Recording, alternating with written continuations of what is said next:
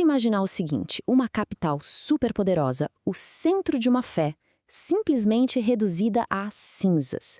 Pois é, a queda de Jerusalém não foi só uma derrota militar, não. Foi um evento que, redefiniu uma nação inteira. Hoje, a gente vai explorar como o exílio de Judá é apresentado na narrativa bíblica, não como um fim, mas como um ato muito bem pensado de julgamento e, principalmente, de purificação. A pergunta que fica ecoando, sabe, é por quê?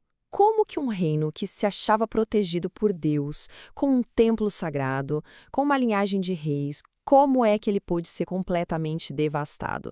A resposta que a gente vai descobrir aqui vai muito além da política e da guerra. Ela mergulha fundo nos avisos dos profetas e naquilo que é descrito como o propósito divino por trás de toda essa catástrofe. Então, vamos voltar um pouco no tempo. De um lado, a gente tinha o pequeno reino de Judá. Do outro, o império mais poderoso da época, a Babilônia, com o implacável Nabucodonosor no comando. Quando os exércitos dele avançaram, o resultado não foi só uma batalha, foi a aniquilação quase total do Reino do Sul. Ok, aqui está o ponto-chave. O texto bíblico faz uma afirmação que é, no mínimo, surpreendente. Ele não diz que a Babilônia ganhou só por causa do seu poder militar. A narrativa afirma que foi o próprio Deus quem enviou os invasores. E isso estabelece a premissa central da nossa análise. A queda de Jerusalém foi interpretada como um juízo divino, algo que foi anunciado muito, mas muito antes de acontecer. E isso muda tudo, né? A questão deixa de ser o que aconteceu e passa a ser por que Deus permitiria uma coisa dessas. E segundo os textos, a resposta não era nenhum mistério. Ela foi dada em avisos muito claros e repetidos através dos profetas ao longo de séculos. As acusações que levaram a esse veredito eram bem graves e específicas. Primeiro, idolatria generalizada, ou seja, a adoração a outros deuses. Segundo, uma injustiça social sem controle, a exploração dos pobres, dos vulneráveis. Terceiro, a violência, que era algo constante. E talvez o mais grave de tudo, a recusa teimosa em ouvir as mensagens de correção que eram enviadas pelos profetas. E olha, não foi um aviso de última hora, não. Reparem na data desta profecia de Isaías, mais de um século antes da invasão. Ele previu com detalhes impressionantes o que estava por vir: o exílio, a humilhação da família real e a perda de todos os tesouros do templo. Agora, a gente avança para a época dos acontecimentos, com o profeta Jeremias. Ele não só confirma que o juízo estava chegando, como faz algo chocante. Ele nomeia o invasor, Nabucodonosor, e ainda dá para ele um título que deve ter deixado todo mundo que ouviu escandalizado. E aqui está o ponto crucial. O maior inimigo de Judá, o rei conquistador pagão, é chamado de servo de Deus. Na perspectiva bíblica, isso mostra uma soberania divina absoluta, sabe? Capaz de usar até mesmo um império estrangeiro como um instrumento cirúrgico para executar seu plano de disciplina. E esse julgamento não veio do nada, como um raio em céu azul. Foi um processo gradual que se desenrolou em 3 invasões diferentes. Vamos ver como essa tragédia aconteceu, ato por ato. Essa linha do tempo mostra bem a escalada do desastre. Não foi um único evento, não. Foram 3 ondas de invasão ao longo de quase 20 anos. E cada uma foi mais severa que a anterior, desmantelando o reino pouco a pouco. É como o cerco que vai se apertando, até o colapso final. O primeiro ato acontece lá em 605 a.C. O rei Joaquim, talvez se achando intocável, se rebela contra a Babilônia. A resposta de Nabucodonosor é rápida e cirúrgica. Ele não destrói a cidade, mas leva a primeira leva de cativos, a elite intelectual, incluindo um jovem chamado Daniel, que depois se tornaria uma figura central lá na corte da Babilônia.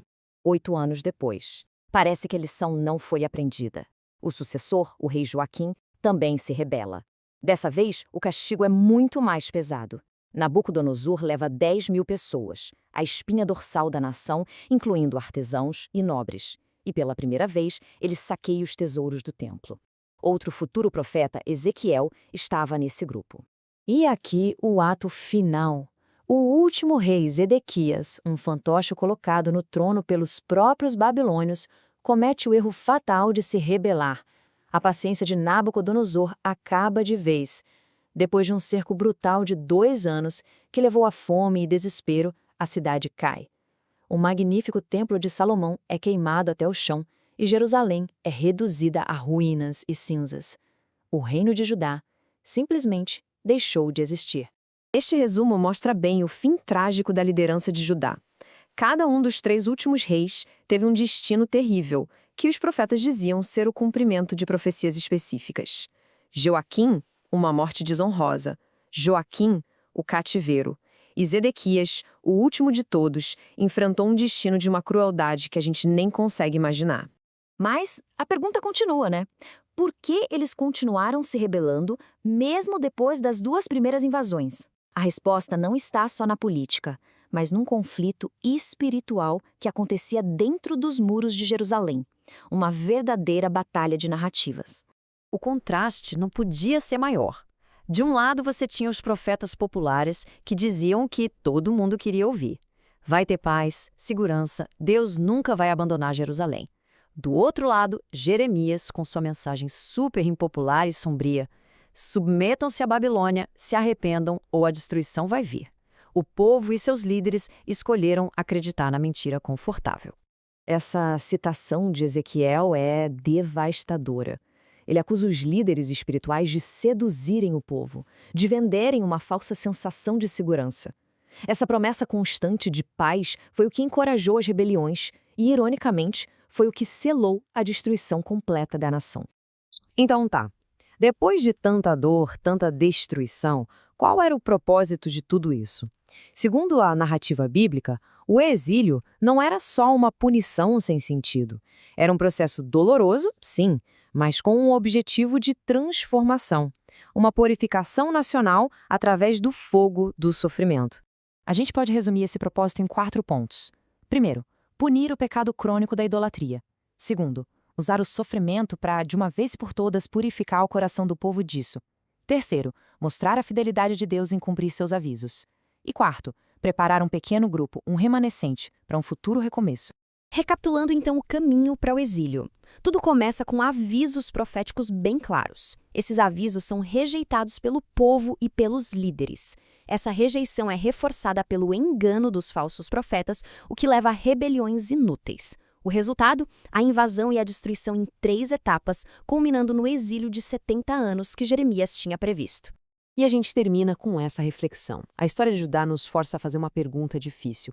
Qual é a linha tênue que separa a esperança, que nos sustenta, e a negação, que nos cega para a realidade? Onde é que uma se transforma num engano perigoso? É uma questão que ecoa muito além dos muros da